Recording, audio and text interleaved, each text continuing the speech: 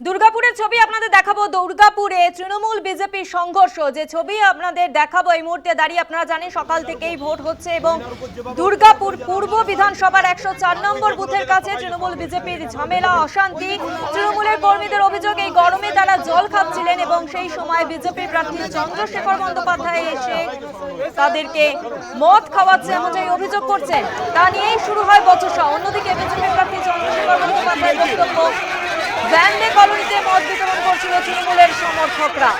পুরো ঘটনা নিয়ে তীব্র উত্তেজনা তৈরি হয় এলাকায় এবং নিউ টাউনশিপ থানার পুলিশ ঘটনাস্থলে এসে পরিস্থিতি সামাল দেওয়ার চেষ্টা করেন। যে ছবি আপনারা দেখতে পাচ্ছেন দুর্গাপুরের ছবি, যেখানে তৃণমূল বিজেপির সংঘর্ষ, 104 নম্বর বুথের কাছে তৃণমূল বিজেপির অশান্তি। যে ছবি দেখতে পাচ্ছেন বিজেপি তৃণমূলের অশান্তির ছবি, যেখানে একে অপরকে দোষারোপ করছে দুই দল।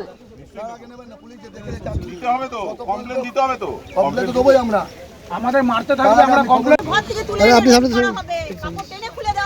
দুর্গাপুর পূর্ব বিধানসভার 104 নম্বর বুথের কাছে তৃণমূল বিজেপির অশান্তি।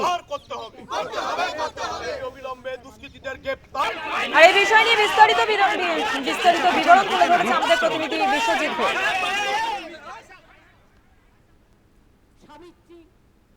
দুর্গাপুর পূর্ব বিধানসভার 104 নম্বর বুথের সামনে এখানে দুই দলের ক্যাম্প। একদিকে যেমন রয়েছে বিজেপির ক্যাম্প, আমরা দেখানোর চেষ্টা করব বিজেপির ক্যাম্প, অন্যদিকে রয়েছে তৃণমূলের ক্যাম্প। এখানে রয়েছে তৃণমূলের ক্যাম্প এবং এখনো পর্যন্ত আমরা দেখছি এই যে ক্যাম্পে যেটা অভিযোগ হচ্ছে বিজেপির প্রার্থী চন্দ্রশেখর বন্দ্যোপাধ্যায়ের, সেটা হচ্ছে এই ক্যাম্প থেকে মদ বিতরণ করছিল তৃণমূলের কর্মীরা এলাকার মানুষকে। সেটা তিনি এসে বাধা দিতে আসেন, তা নিয়েই শুরু হয় বচসা এবং বচসা থেকে অশান্তি তৈরি হয়।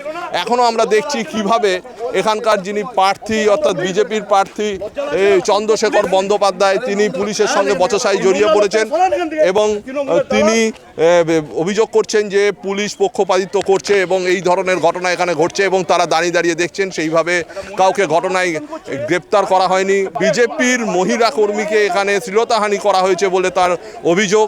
যদিও তৃণমূলের পাল্টা দাবি যে এই যে বুথ, এখানে বেশিরভাগ তৃণমূলের সমর্থক রয়েছে এবং তাদের ভোটদান বেশি হয় এবং এখানে এই ভোটদানটাকে বাধা দেওয়ার জন্যই এই ধরনের একটা নকল একটা অভিযোগ করে এখানকার পরিস্থিতি উত্তপ্ত করতে চাইছে বিজেপি। অর্থাৎ একদিকে তৃণমূল, অন্যদিকে বিজেপি, দুই পক্ষের একে অপরের বিরুদ্ধে অভিযোগ তুলে এলাকার পরিস্থিতি অশান্ত করতে চাইছে এবং পুরো পরিস্থিতিকে কেন্দ্র করে তীব্র উত্তেজনা তৈরি হলে নিউ টাউনশিপ থানার পুলিশ এসে দুই পক্ষকে সরিয়ে দেয় এবং পরিস্থিতি স্বাভাবিক করার চেষ্টা করে। পশ্চিম বর্ধমান থেকে বিশ্বজিৎ ঘোষ, নিউজ টাইম।